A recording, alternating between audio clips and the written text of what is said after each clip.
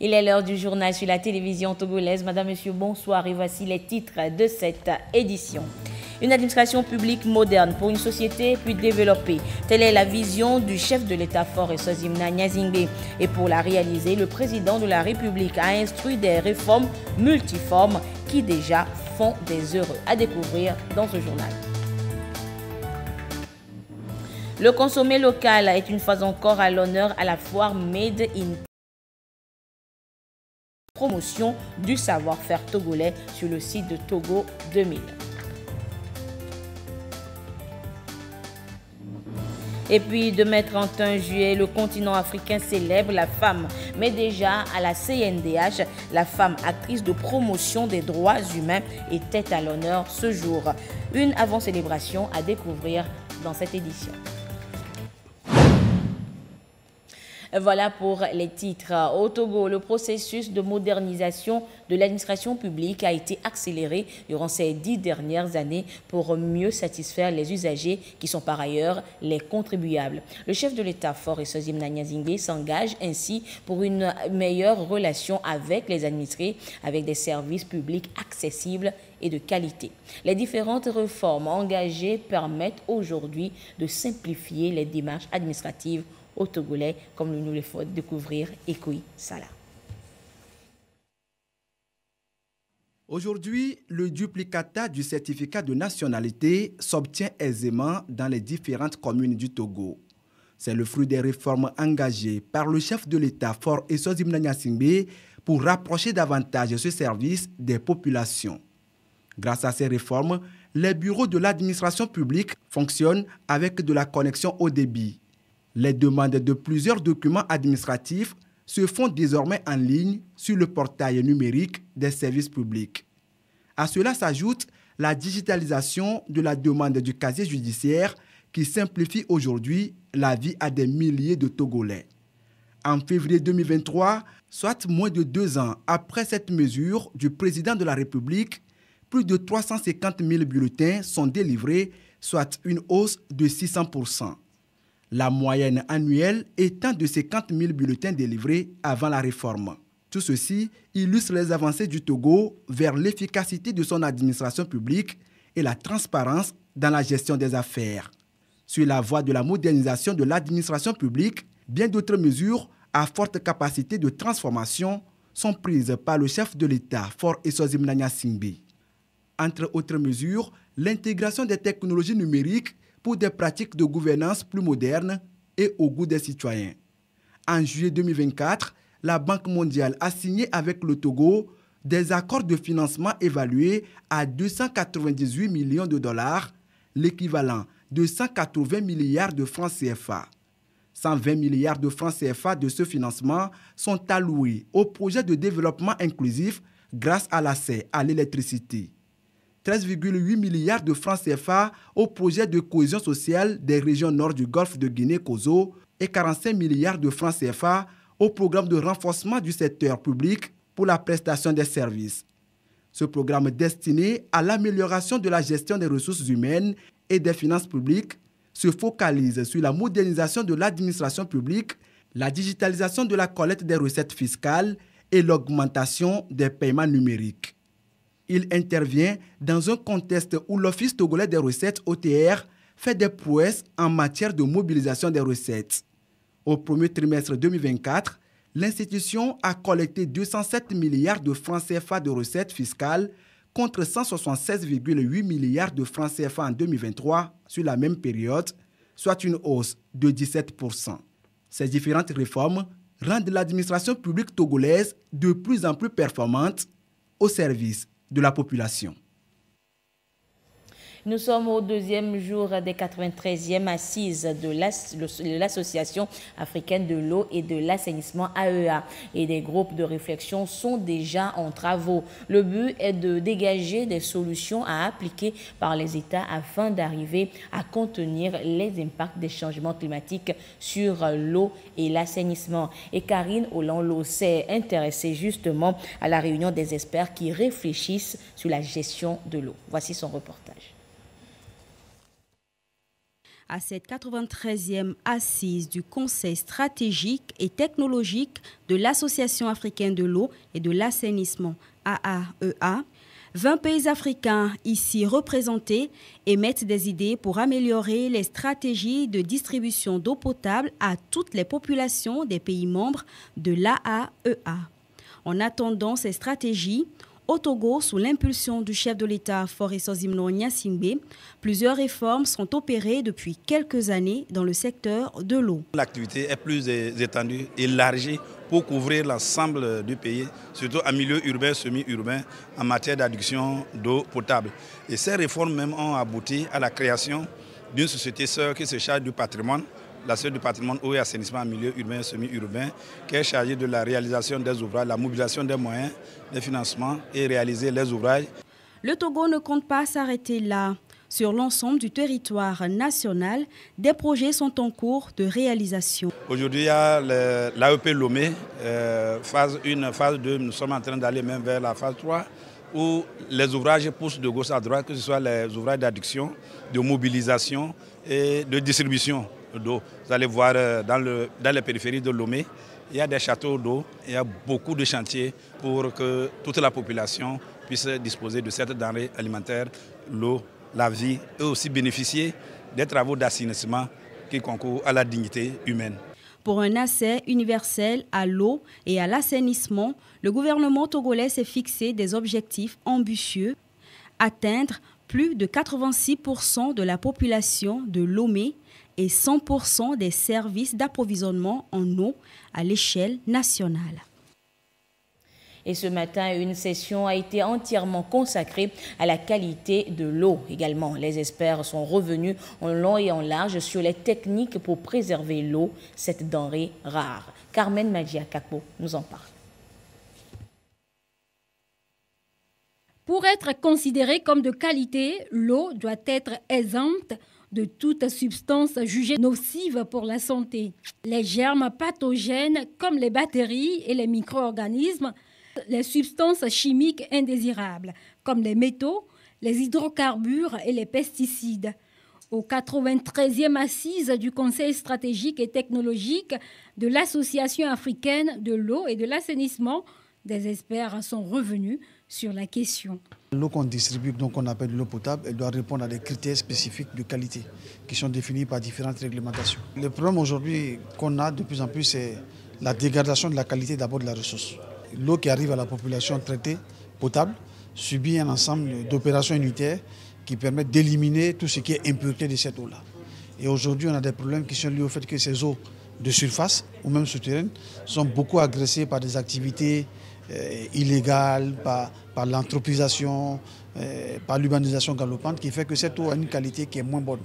La T2E au Togo, c'est une société de référence qui exploite et qui donne de l'eau à la population.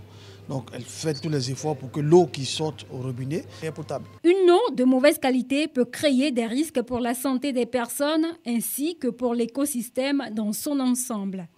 Au cours de cette session, les participants ont défini les meilleures stratégies pour bien maintenir la qualité de l'eau. Le premier conseil que moi je donne, c'est d'abord de protéger la ressource. Elle est commune, elle nous appartient, elle appartient aux générations futures. Donc il faut qu'on s'assure que cette eau-là soit disponible demain pour nos enfants. Et ensuite, deuxièmement, c'est que les eaux sont nécessitent des conditions de stockage. Voilà. On ne peut pas stocker de l'eau potable dans une barrique, dans un seau pendant 3, 4, 5 jours. Parce que l'élément protecteur de l'eau, c'est le chlore. Et le chlore a tendance à disparaître au contact de l'air. Donc on ne conseille pas aux gens de stocker de l'eau pendant très longtemps, pendant des jours. En général, comme on a de l'eau au robinet, 24 heures après, il n'y a plus de chlore. Donc on ne va pas stocker de l'eau. Et ensuite, c'est que les ustensiles qu'on va prendre pour stocker cette eau-là soient des ustensiles qui soient propres, qui soient sains. Parce que si vous avez une eau propre, une eau potable, et que vous la mettez dans un contenant qui, lui, est sale, vous salissez l'eau. Donc ce qui doit contenir l'eau doit être aussi propre que l'eau elle-même. La dépendance de l'être humain à l'eau souligne l'importance de la conserver. Il s'agit non seulement, selon les spécialistes en eau et assainissement, de réduire le gaspillage, mais aussi d'empêcher la dégradation des rivières, des lacs et des mers. L'eau représente la vie. En préservant l'eau, on sauve des vies. La nouvelle constitution et ses incidences sur la vie des populations étaient l'un des sujets à l'ordre du jour des échanges entre les députés du parti UNIR, Union pour la République, et les populations des communes Golfe 5 et 7. Une tournée d'écoute et de proximité qui est d'ailleurs une prescription du régime parlementaire. Isaka Aruna. Les députés du parti Union pour la République UNIR du Grand Lomé mettent à profit leurs vacances parlementaires pour identifier les besoins des populations des communes Golfe 5 et 7. Ici, sur le site de la retenue d'eau du carrefour douane Adido-Gomé, ils s'informent du bon fonctionnement de l'ouvrage. Avec les populations de ces communes, les élus du peuple ont échangé sur la nouvelle constitution. Nous avons voulu à leur côté aujourd'hui pour leur expliquer déjà la nouvelle constitution du 6 mai 2024 pour qu'ils le comprennent bien. C'est la première fois que cette activité, cette séance d'échange se déroule non seulement dans le Grand Lomé, mais sur tout le territoire national, grâce à tous les députés qui se sont mobilisés au cours de cette intercession parlementaire pour aller vers les populations qui ont voté pour elle. La démarche est bien appréciée par les participants. Nous avons parlé du régime parlementaire, qu'est-ce que ça veut dire concrètement, alors comment le président du Conseil des ministres sera élu, comment le président de la République sera élu, qui sont ceux qui vont élire le Sénat. Ils nous ont expliqué tout ça là et ils nous ont donné des exemplaires de constitution pour que nous puissions aller lire. C'est très salutaire. Nous avons compris et nous allons divulguer le message à la population. Ce que moi j'ai compris est que ça nous apporte beaucoup de choses. Bravo à ces députés et bravo au chef de l'État pour tout ce qu'il fait pour la population togolaise. Plusieurs autres sujets ont également retenu l'attention de la délégation au cours des échanges. Ils ont aussi posé le problème concernant les hôpitaux, les routes et puis l'électricité. Donc ce sont des problèmes quotidiens et les problèmes liés à la vie chère. Ils ont aussi demandé de tourner un regard vers le gouvernement pour que ces conditions-là de vie soient améliorées pour chaque Togolais. Nous sommes dans une nouvelle loi et nous avons voulu marquer ce changement par cette discussion entre le peuple et nous. Cette démarche pédagogique des députés UNIR inaugure la nouvelle façon de gouverner centrée sur le bien-être de la population impulsée par le chef de l'État, Faure Essozimna Gnassingbé, président national du parti. Elle renforce les relations entre les députés et les populations qui les représentent au Parlement. Les nouvelles réalités de la Ve République et les attentes des populations de leurs élus ont meublé les discussions entre la délégation du parlementaire UNIR et les populations de la préfecture de Tchamba. Le compte rendu de Désiré Aloy.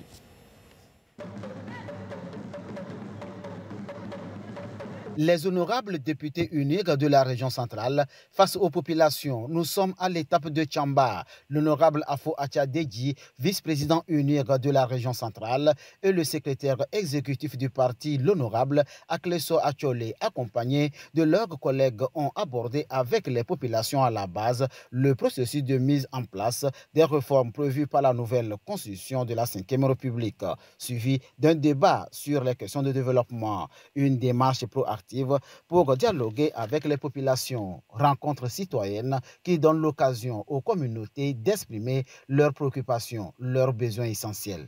Depuis hier, nous avons commencé par la rencontre avec les différentes couches socio-professionnelles de la préfecture de Tchamba pour les rendre compte de la vie de la nation, de ce que depuis l'installation de la nouvelle assemblée, ce qui a été fait, notamment l'installation du bureau de l'Assemblée nationale et la clôture de la session, de la première session de l'année 2024. La deuxième étape, c'est la visite des réalisations socio-économiques. Si je prends le domaine de l'agriculture, nous avons rencontré les paysans très satisfaits parce qu'ils ont déjà des entrants en chimique. L'espace de 100 hectares a été labouré et ils ont tout pour avancer. La population est tellement satisfaite de notre démarche et d'ailleurs nous encourage à continuer dans cette voie tout au long de la législature.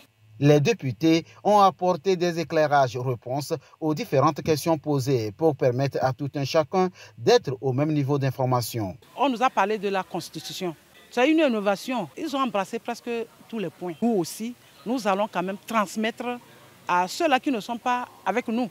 C'est un débat fructueux et chacun est satisfait. Nous sommes fiers vraiment de cette rencontre aujourd'hui directement avec les autorités et que nous avons pu nous exprimer nos inquiétudes devant eux.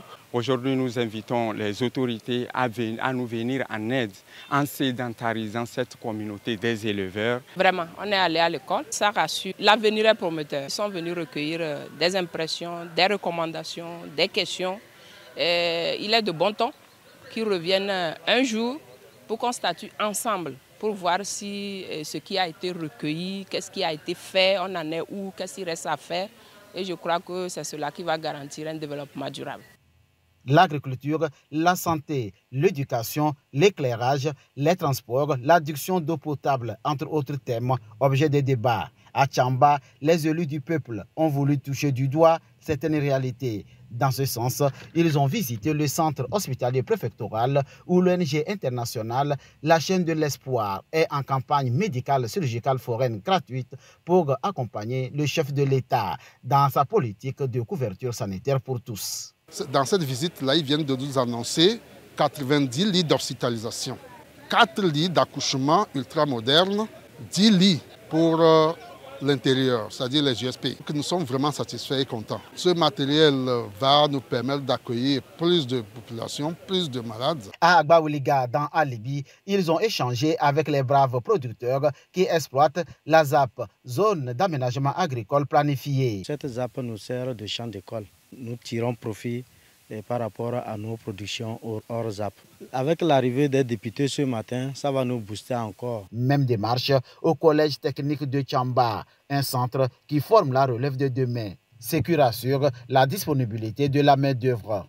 L'autre chantier visité, la route Sokodé-Tchamba-Kabolé, 86 km, en plein bitumage grâce à la politique pragmatique du chef de l'État, président du parti UNIR. Et dans la Kara, ce sont les populations de Dangpen qui ont reçu une autre délégation de parlementaires UNIR en tournée dans la zone. Les députés profitent de l'intercession pour exposer aux populations les évolutions découlant de la nouvelle constitution. Le compte rendu de Nestor Monzo.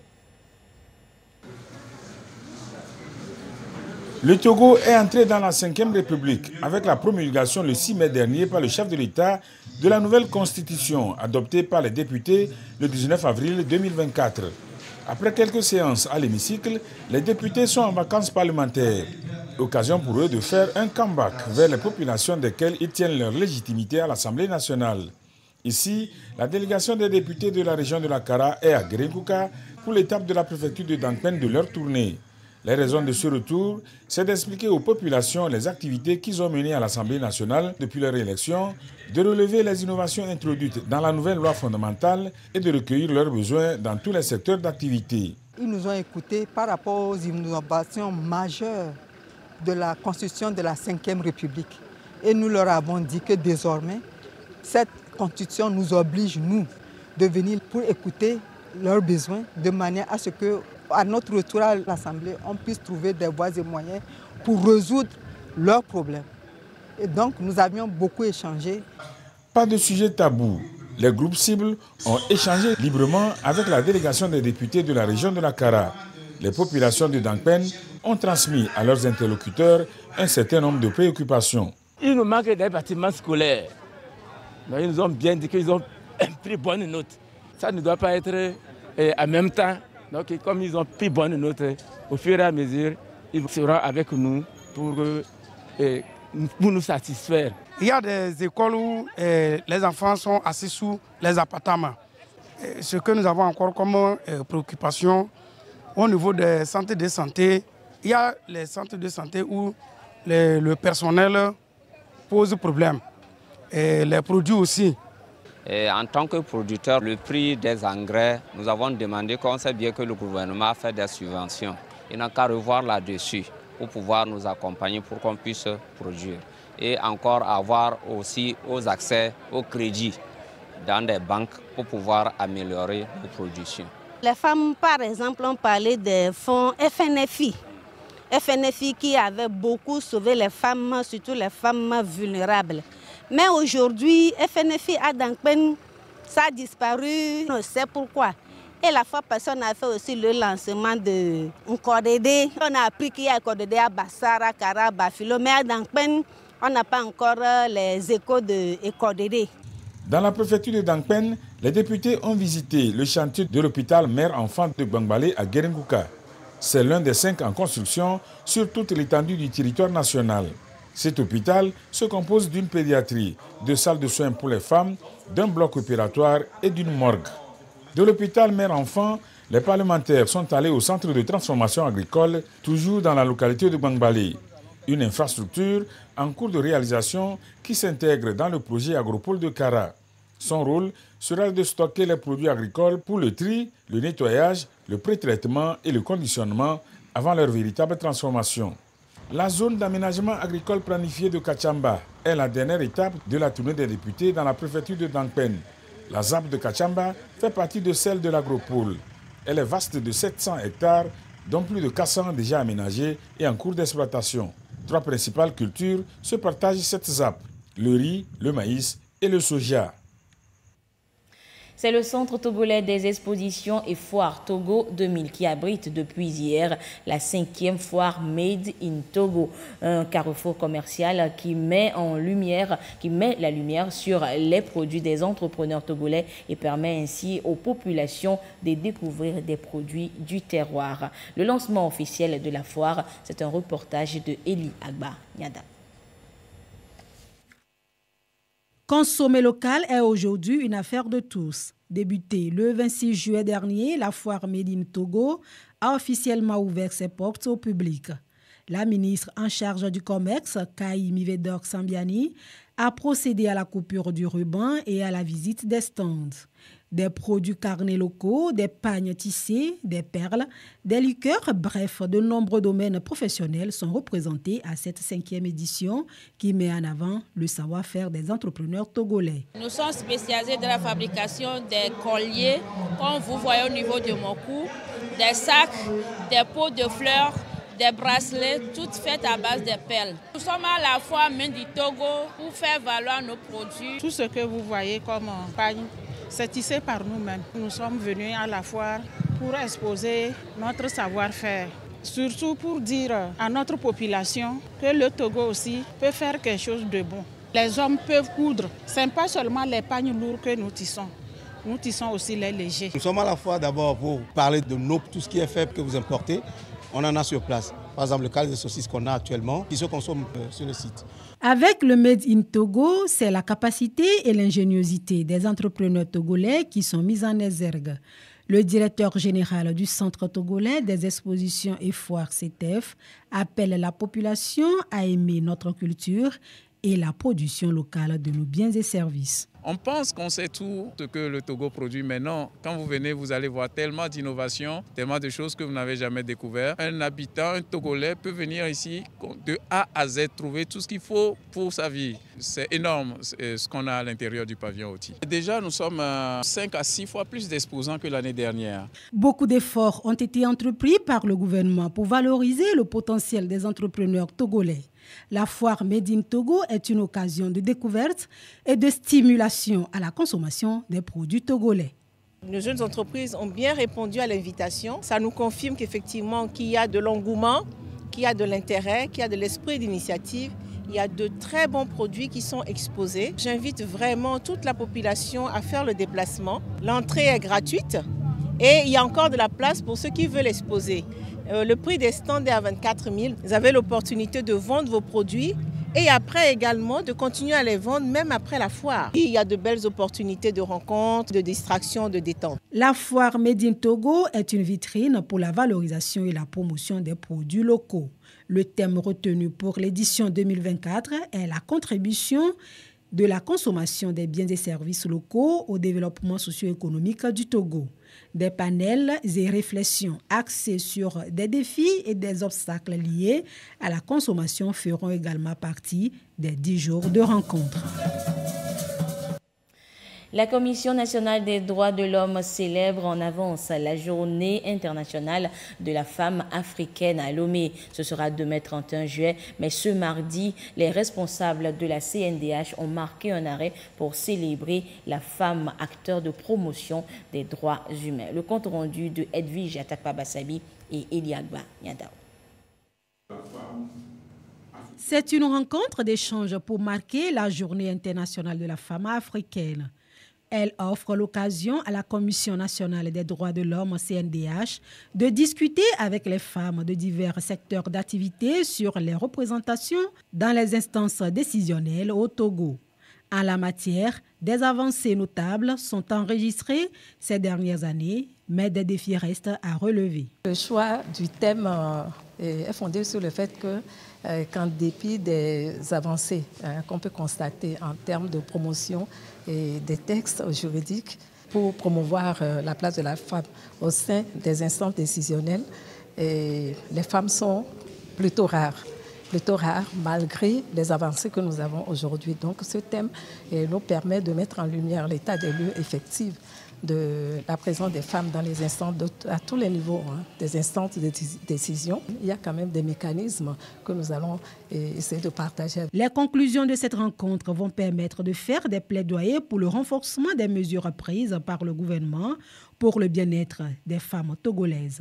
Leur émancipation reste une préoccupation. Nous allons fêter le 62e anniversaire et la CNDH a organisé cette journée commémorer cette journée-là de la femme africaine. Nous avons spécifiquement choisi de parler aux femmes parce que dans un an à peu près, il y aura les élections communales.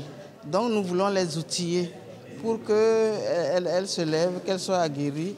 À travers cette rencontre, la CNDH entend également offrir aux participantes des outils nécessaires pour mieux participer à la vie sociopolitique et économique du Togo. Elles sont invitées à oser et à s'engager davantage dans la politique. La femme africaine sera donc à l'honneur demain 31 juillet. Et la femme africaine, c'est cette femme-là, c'est celle-là qui, depuis plusieurs années déjà, arbore une coiffure naturelle, les cheveux courts. Effet de mode ou choix économique, Sandra Agbouche et Marie-Thérèse Nabédé se sont intéressées à la question. Regardez. Contrairement à beaucoup de filles qui aiment la tresse, Faïza a fait le choix des cheveux plutôt courts. Une fois par semaine, elle passe ici chez son coiffeur pour garder sa tête toujours propre. Si j'ai trop de cheveux sur la tête, ça me fait gratter et j'aime diminuer mes cheveux. Ça me plaît quand je me coiffe et dans notre école aussi, on ne se tresse pas. Comme elle, de plus en plus de femmes et de jeunes filles optent aujourd'hui pour les cheveux coupés. Si pour certaines d'entre elles, c'est un choix économique, pour d'autres, les raisons sont ailleurs. C'est un choix personnel et moi principalement c'est par rapport à la vague de chaleur de ces derniers temps que je ne suis plus à l'aise quand les cheveux me collent un peu derrière au niveau du cou. J'ai choisi de couper mes cheveux parce que je n'ai pas de moyens pour tracer. C'est plus simple et ça permet de gagner du temps et de passer à l'essentiel. Donc c'est un choix personnel. On est plus naturel et quand on met de l'eau le soir, après une journée de fatigue, ça repose. Le choix des cheveux courts n'épargne pas certaines personnalités. C'est le cas de Yawa Kuigan, ministre de la Communication et des Médias, porte-parole du gouvernement. Depuis plusieurs années, je les porte comme ça. Je me sens bien avec. C'est un peu devenu un caractère associé à mon image. Depuis une décennie, elle a quitté la tresse pour les cheveux coupés. Pour elle, c'est un choix personnel qui n'a rien à voir avec son portefeuille. Je porte mes cheveux courts, premièrement par souci de confort. J'ai eu des périodes où je les tressais, d'autres où on utilise soit des extensions, etc. En tout cas, j'avais un autre volume à une certaine époque. Et puis, progressivement, mon ressenti personnel et mon confort m'ont conduit vers ce choix. Pour le moment, je suis vraiment une porteuse de cheveux courts, heureuse de les porter ainsi. Maintenant, ça peut revenir, on ne sait jamais. Les jeunes filles qui sont scolarisées, je trouve que le temps dont elles ont besoin pour faire autre chose que de porter leurs cheveux naturellement, eh bien, c'est du temps qui pourrait être utilement consacré à autre chose. Si tu disposes, après les classes, de 4 ou 5 heures, et que c'est dans ça que tu dois faire tes devoirs de maison, réviser tel aussi, mais que tu dois encore soustraire de ça pour aller chez la coiffeuse, sachant que tu n'es peut-être pas prioritaire, ça fait beaucoup de considérations qui font que sur la gestion du temps, je crois que c'est un mode qui pourrait être utilement conseillé aux filles qui sont scolarisées. Que les cheveux soient rasés, coupés ou tressés, la femme africaine ne perd rien de sa beauté naturelle. À chacune son goût et sa préférence. À l'instar de notre collègue Anita Atigakou, présentatrice de journaux à la TVT, qui depuis longtemps a une passion pour les cheveux courts, un look qui fait d'elle une référence. Merci. Et une quinzaine d'associations et d'ONG rassemblées au sein de l'Association citoyenne des OSC pour la démocratie et l'État de droit vole au secours des centres de prise en charge des orphelins et démunis de Lomé. Et les bénéficiaires de ce geste de bienfaisance que sont des vivres et non-vivres, ce sont les pouponnières, ce sont les bénéficiaires et les pensionnaires justement de la pouponnière Sainte-Claire, l'orphelinat Moda Charity de Lomé et l'orphelinat La Solution d'Adeti Kopé. Les précisions de ce reportage de Isaka Aruna. La pouponnière Sainte-Claire de Lomé reçoit la visite de la coordinatrice de l'Alliance citoyenne des organisations de la société civile pour la démocratie et l'état de droit. Elle est là avec des vivres et non-vivres. Un geste surprise pour la responsable sœur Julie Amour et sa collaboratrice. Ce matin même, je m'apprêtais à commander des couches pour les enfants parce que nous n'en avons plus. Mais la Providence a fait que l'association a voulu nous apporter des couches. C'est vraiment un grand plaisir pour nous et je tiens à les remercier. Après la pouponnière Sainte-Claire, cap sur l'orphelinat Moda Charity à Lankovi. Ici, les besoins pour la prise en charge des centaines d'enfants orphelins et démunis sont aussi énormes.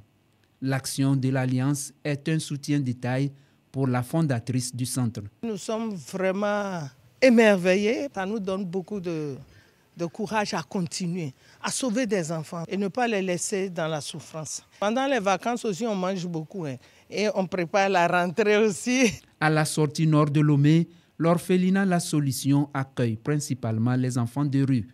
La visite de la délégation de l'Alliance dans ce centre est également salutaire. Il y a eu un appel. L'appel a me fait savoir que les gens qui viendront chez moi. Comme notre grande surprise, ce matin, il y a un taxi-bagage qui s'est arrêté. Il y a une joie qui m'anime.